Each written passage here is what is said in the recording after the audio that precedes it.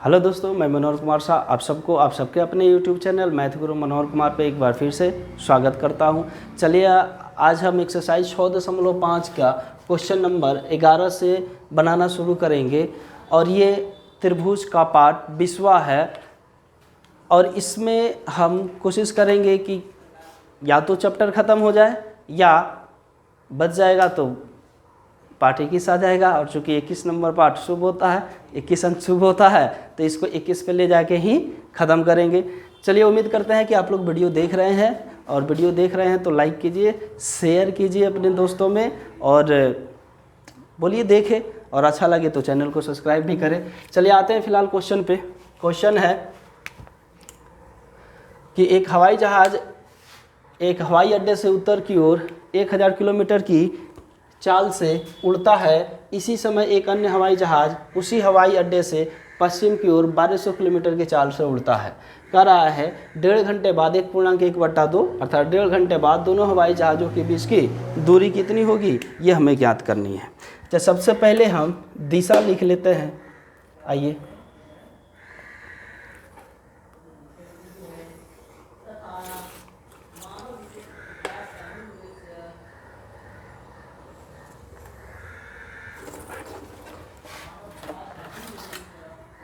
देखिए, ऊपर की ओर उत्तर दिशा। किसी भी मैप में हम जब खड़े होते हैं ना मैप के सामने, तो हमारा सर जो होता है अर्थात ऊपर की ओर उत्तर दिशा की ओर इंगित करता है और नीचे दक्षिण दिशा होता है। क्या होता है? दक्षिण दिशा होता है। और इधर राइट हैंड साइड की तरफ यदि हम किसी मैप के सामने हैं तो दाहिना हाथ हमारा पूर्व दिशा बताता है, पूर्व दिशा, और ये बताता है पश्चिम दिशा, यह पश्चिम दिशा है ना। अर्थात बायां हाथ भोजपुरी में कहे लतरा हाथ जौन होता है ना, तन पश्चिम दिशा की ओर इंगित करता है। भारत में नहीं देखते हैं कि हिमालय किधर उत्तर दिशा की ओर है या कन्याकुमारी दक्षिण दिशा में है और पूर्व दिशा में बंगाल की खाड़ी, तो इधर है ना बंगाल की खाड़ी है। अब पश्चिम दिशा की ओर पश्चिम दिशा की ओर साउथ वाले ये मुंबई गुजरात वगैरह जो क्षेत्र होते हैं ये इधर आ जाते हैं। खैर हम वो नहीं पढ़ रहे हैं, हमें जियोग्राफी नहीं पढ़ना है, मैथ पढ़ रहे हैं, ठीक है। ये याद रखेंगे, ऊपर उत्तर दिशा, नीचे दक्षिण दिशा और दाहिना हाथ पूर्व की दिशा की ओर और ये पश्चिम दिशा की ओर इंगित करता है। चलिए बात करते हैं कि एक हवाई जहाज हवाई अड्डे से उत्तर की ओर 1000 किलोमीटर की चाल से उड़ता है। तो लिखेंगे दिया है, मार्कर चेंज कर ले,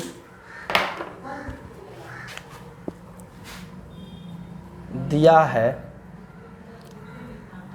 उत्तर दिशा की ओर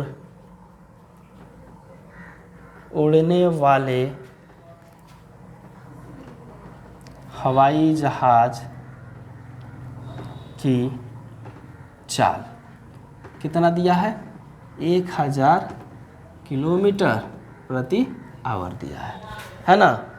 तथा समय कितना दिया है? समय देखिए 1.5 घंटे बाद ना कह रहा है दोनों का 1.1/2, तो ये हो जाएगा 2 एकम 2 1 3/2 आवर, घंटा हो जाएगा, है ना। इसलिए इसकी दूरी निकाल लेंगे कि उत्तर दिशा की ओर उड़ने वाले हवाई जहाज़ की दूरी क्या होगी, तो लिख लेंगे इसलिए दूरी बराबर आप लोग जानते हैं कि चाल गुने समय होता है। चाल कितना है? तो 1000 किलोमीटर प्रति घंटा और समय 3/2 है। 2 से काटेंगे, 2 × 10, ये 500 मर्त में कट जाएगा। 5 से 3 में गुना होगा, 5 × 1500 किलोमीटर हो जाएगा। ये उत्तर दिशा की ओर उड़ने वाली हवाई जहाज़ की दूरी हो गई। तथा पश्चिम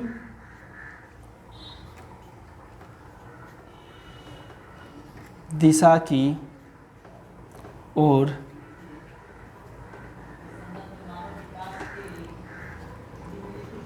उड़ने वाले हवाई जहाज़ की चाल, पश्चिम दिशा की ओर उड़ने वाले हवाई जहाज़ की चाल क्या है? 1200 किलोमीटर प्रति घंटा, 1200 किलोमीटर प्रति घंटा है ना।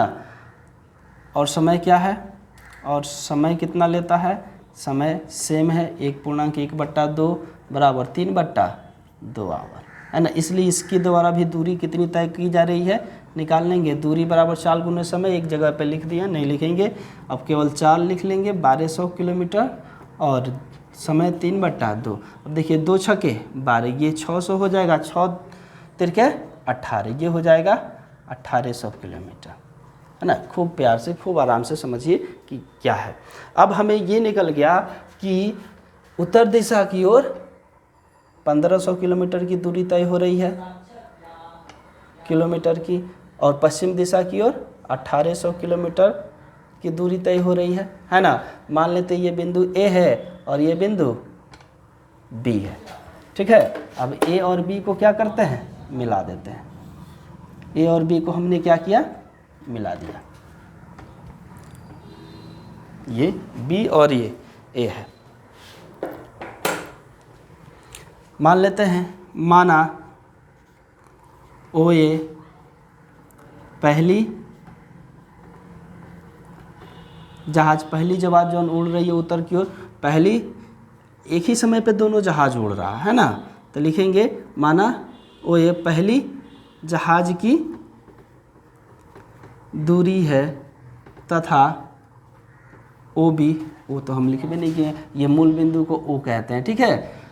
ओ बी दूसरी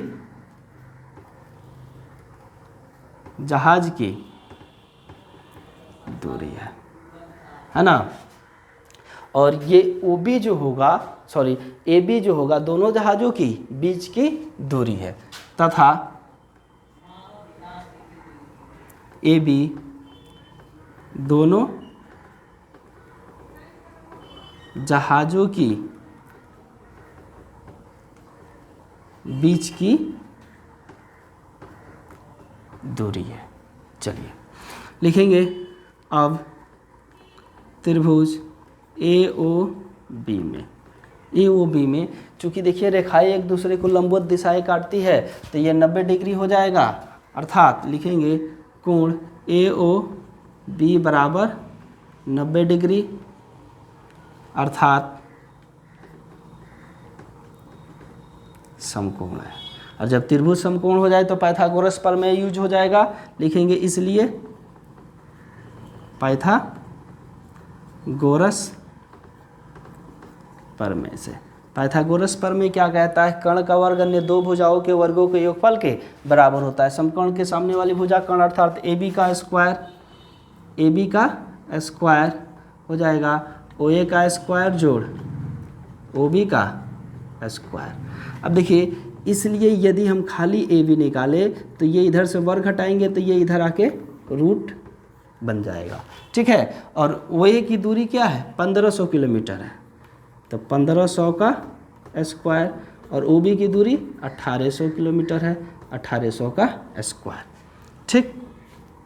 चलिए 15 का स्क्वायर 225 है ना, और डबल जीरो है तो आप 4 गो जीरो बैठा सकते हैं, क्योंकि स्क्वायर होगा 4 गो जीरो हो जाएगा। 18 का स्क्वायर 324 होता है, 2 गो जीरो है तो फिर ये 4 गो जीरो हो जाएगा।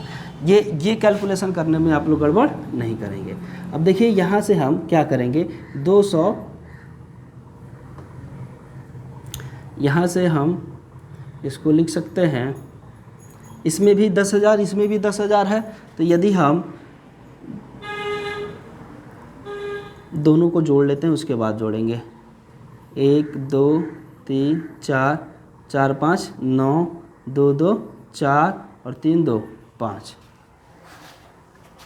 चलिए यहाँ आ जाते हैं, ए बी बराबर निकालते हैं, है ना। अब इसको 549 को हम 549 को अगर 549 का यहाँ पे हम अभाज्य गुणनखंड करते हैं, 3 से कट जाएगा, 3 एकम 3, 3 8 24, 3 तिरके 9, फिर 3 से कट जाएगा, 3 6 18, 3 एकम 3,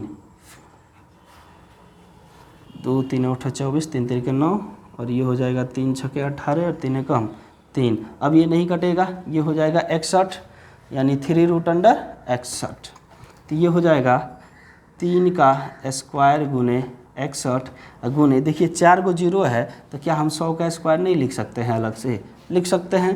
तो ये दोनों बाहर हो जाएगा, अर्थात 3 गुने 100 बाहर आ जाएगा, रूट अंडर 61 हो जाएगा। तो ये हो जाएगा 300 रूट अंडर 61 किलोमीटर लिख लेंगे। अतः दोनों जहाज़ों की बीच की दूरी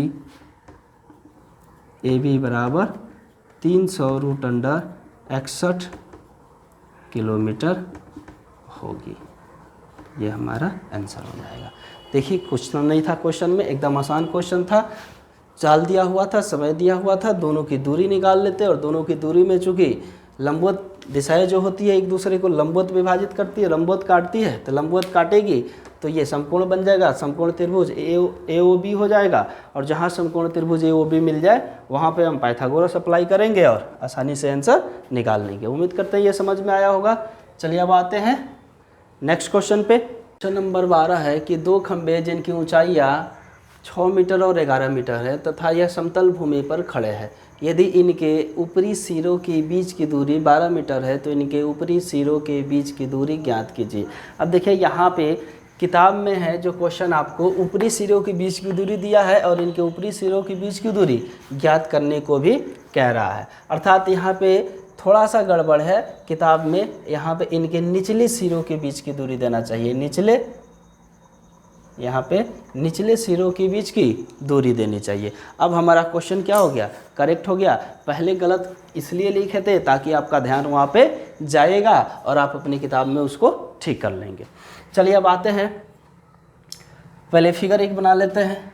दो खंबे हैं, चलिए एक बड़ा वाला खंबा बना लेते हैं। मान लीजिए ये बड़ा वाला खंबा है, ठीक, सीधा नहीं हुआ भाई साहब, सीधा होना चाहिए।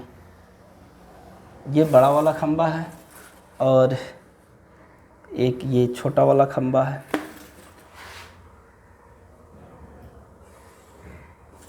एक बड़ा वाला खंबा और एक छोटा वाला खंबा है। मान लीजिए ये ए बी सी और इस पॉइंट को डी देते हैं तो हमको इनके बीच की दूरी ज्ञात करनी है। इनके सिरों की बीच की दूरी ज्ञात करनी है, यानी ऊपरी सिरों की बीच की दूरी ज्ञात करनी है ना। अब चलिए इसके पैरेलल एक और लाइन ड्रॉ कर देते हैं।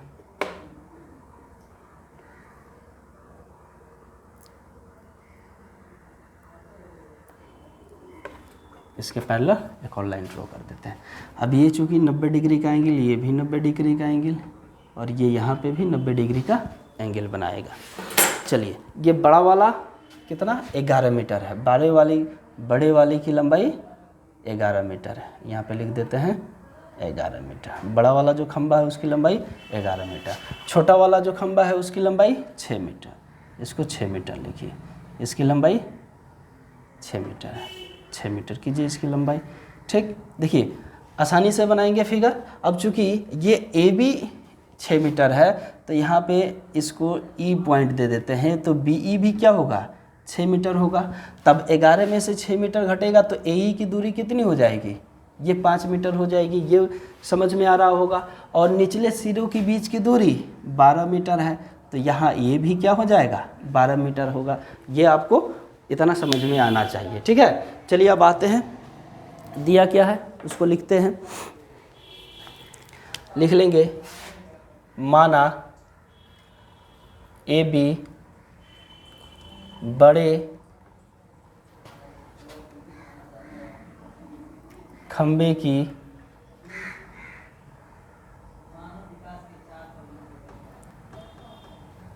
ऊंचाई है तथा सी डी, यहाँ पर लिख सकते हैं ए बी बराबर 11 लिखिए देते हैं इसको। माना ए बी बराबर 11 मीटर बड़े खंबे की ऊंचाई है तथा सी डी बराबर 6 मीटर छोटे खंबे की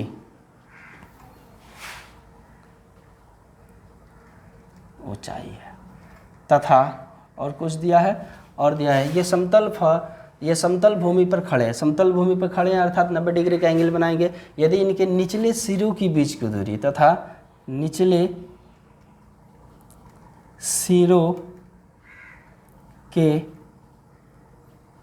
बीच की दूरी BC बराबर 12 मीटर है। निचले सिरों के बीच की दूरी BC बराबर 12 मीटर है, इसलिए DE बराबर भी क्या होगा 12 मीटर होगा। क्यों होगा? क्योंकि यहाँ पे देखिए एक आयताकार क्षेत्र बन रहा है। ठीक, ये दिखने से आपको वर्गाकार लग रहा है लेकिन ये एक आयताकार क्षेत्र बन रहा है। इसको थोड़ा सा और आगे करते क्योंकि ये लंबाई आपको सेम लग रही है लेकिन यहाँ पे 12 मीटर लिखे हैं, ये आप समझ जाना है। ठीक है, ये 12 मीटर है। चलिए, या आप फिगर को करेक्ट करने के लिए ये काम कर सकते हैं, फिगर करेक्ट हो जाएगा आपका।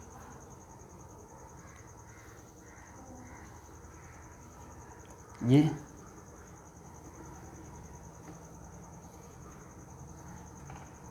करेक्ट कर लीजिए, है ना, क्योंकि कोई भी चीज़ अधूरा नहीं छोड़ना चाहिए। ये B और ये C। अब 12 मीटर, ठीक है। अब ये 12 दिख रहा होगा, ये आपके छोटा दिख रहा होगा, और छोटा कर लीजिए क्योंकि उसके अनुपात में दिखना चाहिए, है ना। ये 12 मीटर, इसको B मान लीजिए और इसको C मान लीजिए, है ना। अब इसकी दूरी कितना 11 मीटर, किसकी, ये AB की दूरी 11 मीटर और BE की दूरी कितना, छोटा वाला खंभा ये 6 मीटर है तो ये भी क्या हो जाएगा 6 मीटर होगा। ठीक है, लिखेंगे चूँकि दिया है। अब देखिए हम क्या करेंगे ना, ये तो हम यहाँ पे फिगर के द्वारा निकालिए लिए हैं लेकिन फिर भी इसको हम क्वेश्चन में दिखाना पड़ेगा। तो लिखेंगे चूँकि दिया है AB बराबर 11 मीटर तथा CD बराबर BE बराबर 6 मीटर, है ना। इसलिए AE का मान निकालेंगे, AE का मान क्या हो जाएगा AB माइनस BE। AB का मान 11 है, 11 में से 6 घटा देंगे तो AE का मान क्या हो जाएगा 5 मीटर हो जाएगा, ये निकल गया। ठीक है, लिखेंगे अब त्रिभुज AED में, त्रिभुज AED में लिख लेंगे चूँकि कोण E बराबर 90 डिग्री अर्थात समकोण। देखिए इसको लिखना जरूरी है, जरूरी इसलिए है ना क्योंकि ये दिखा देना है कि समकोण त्रिभुज है, इसलिए हम पाइथागोरस अप्लाई कर रहे हैं। इसलिए पाइथागोरस प्रमेय से, और पाइथागोरस प्रमेय क्या कहता है, कर्ण का वर्ग। अब देखिए इसके सामने वाली भुजा कर्ण हो जाएगी अर्थात AD का वर्ग अन्य दो भुजाओं के वर्गों के योगफल के बराबर होगा अर्थात AE का वर्ग जोड़ DE का वर्ग। इसलिए यहाँ पे यदि हम AD निकाले तो ये रूट इधर आ जाता है और AE का मान कितना है 5 है तो ये 5 का स्क्वायर जोड़ इसका मान 12 है तो ये 12 का स्क्वायर। अब देखिए 5 का स्क्वायर 25 हो जाएगा और 12 का स्क्वायर 144 144 हो जाएगा। दोनों को जोड़ देंगे आपस में, 5 4 9 और 4 2 6 169, 169 का वर्गमूल 13 होता है, 13 मीटर हो जाएगा। लिख लेंगे अतः दोनों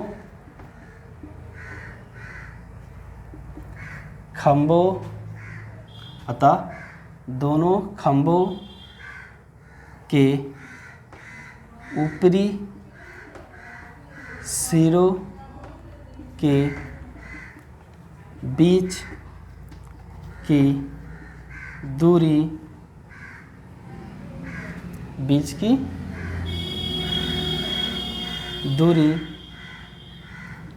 AD बराबर 13 मीटर। ये हमारा क्या हो जाएगा आंसर हो जाएगा, इसका मान 13 मीटर हो जाएगा। यही निकालना था हमें, इनके ऊपरी सिरों के बीच की दूरी, है ना।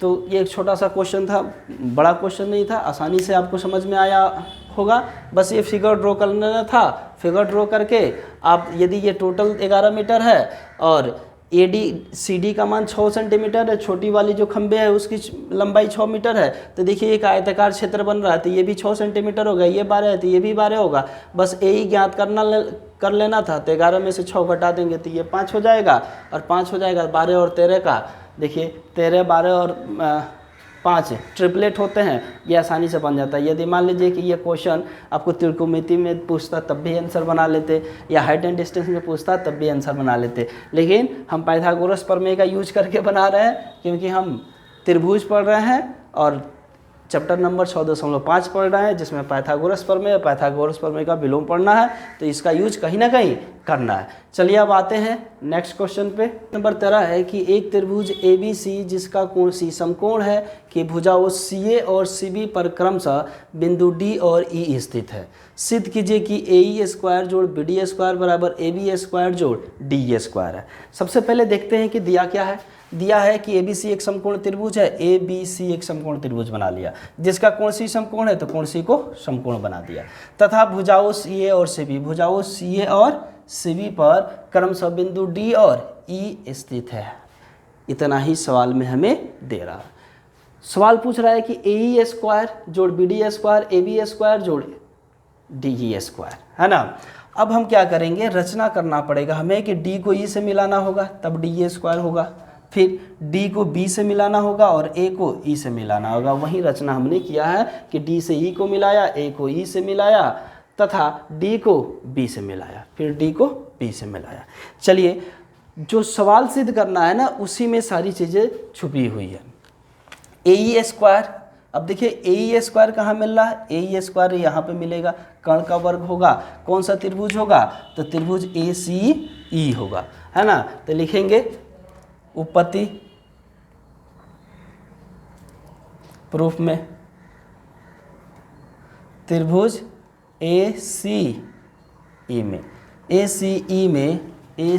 में देखिए कोण C समकोण है तो लिखेंगे कोण ACE, चूँकि कोण ACE बराबर 90 डिग्री है अर्थात समकोण है, इसलिए पाइथागोरस प्रमेय यूज कर सकते हैं, इसलिए पाइथागोरस प्रमेय से। और पाइथागोरस प्रमेय क्या कहता है कि कर्ण का वर्ग अन्य दो भुजाओं के वर्गों के योगफल के बराबर होता है। कर्ण कौन सी भुजा होगी, इसकी सम्मुख भुजा AE। त्रिभुज ACE की बात करेंगे तो AE स्क्वायर बराबर हो जाएगा AC स्क्वायर जोड़ CE स्क्वायर, ये हो जाएगा समीकरण 1। फिर अब देखिए AE हमने ला दिया, अब BD ढूंढना है, और BD देखिए B और D कौन से त्रिभुज BCD में है, BCD का कर्ण है, ठीक है। तो लिखेंगे त्रिभुज BCD में त्रिभुज, फिर त्रिभुज BCD में, है ना। BCD में देखिए कोण BCD, कोण BCD बराबर 90 डिग्री है, इसलिए पाइथागोरस अप्लाई कीजिए, पाइथागोरस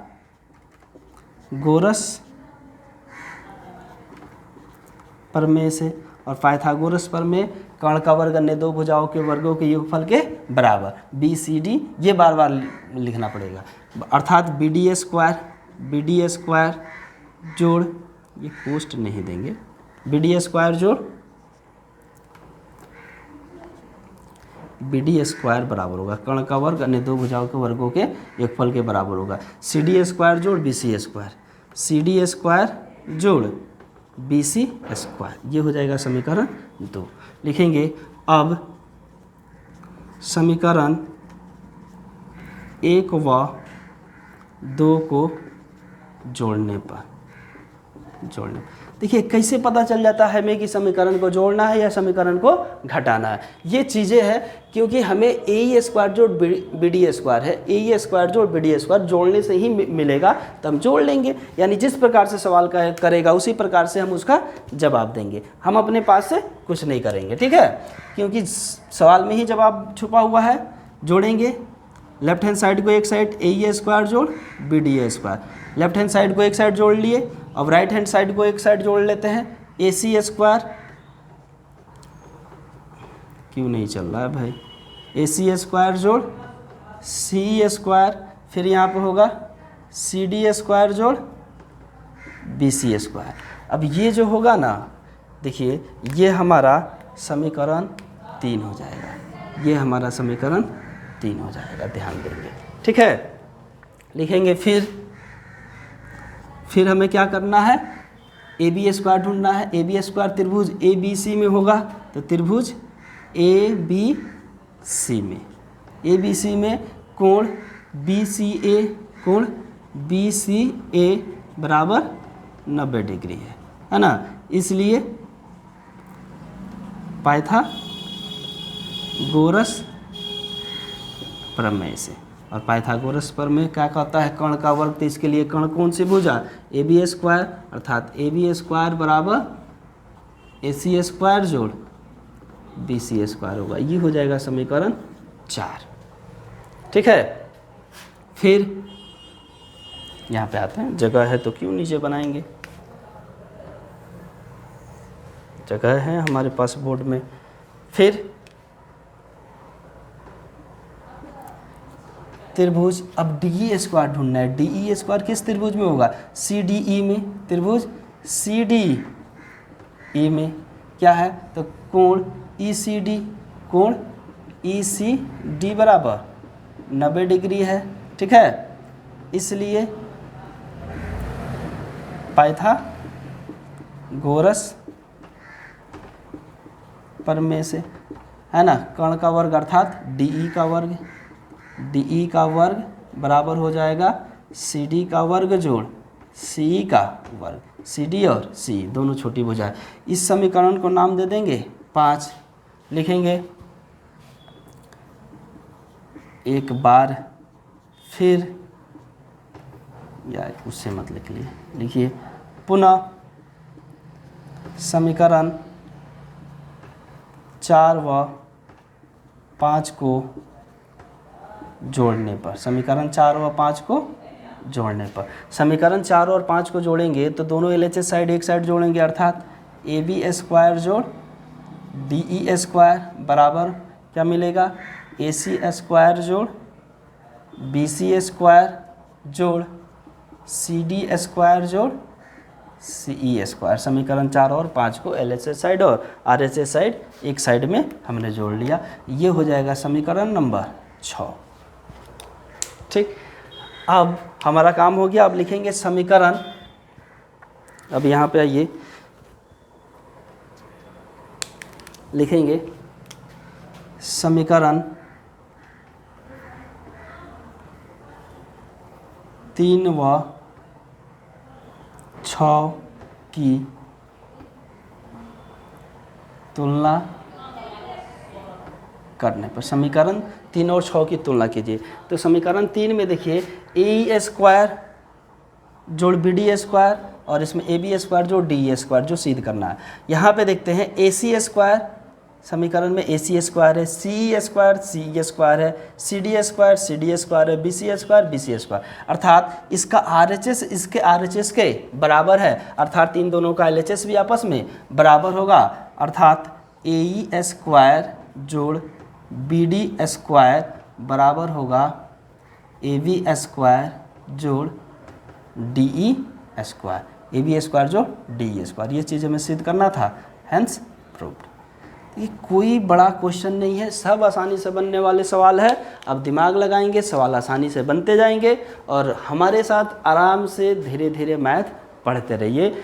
आराम से इसलिए कहते हैं क्योंकि हड़बड़ी में ना हम लोग टिकटॉक की वीडियो नहीं बना रहे हैं कि 1 मिनट की 2 मिनट की वीडियो बनाएंगे और वो हमारे बहुत काम आ जाएगा। ये टिकटॉक की वीडियो नहीं है, ये आप पढ़ाई कर रहे हैं तो पेशेंस का चीज़ होता है पढ़ाई, आराम से समझ के पढ़िए। चलिए, उम्मीद करते हैं कि ये वाला सेशन आपको समझ में आया होगा।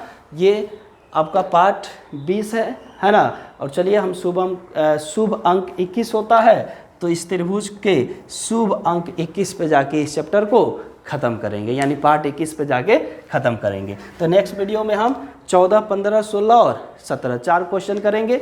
चलिए, उम्मीद करते हैं कि अभी तक त्रिभुज के जितने वीडियोज़ बने हैं आपने देखे होंगे और समझे होंगे और आपको थोड़ा सा भी फ़ायदा ज़रूर पहुंचा होगा। चलिए, तब तक के लिए बाय, जय हिंद।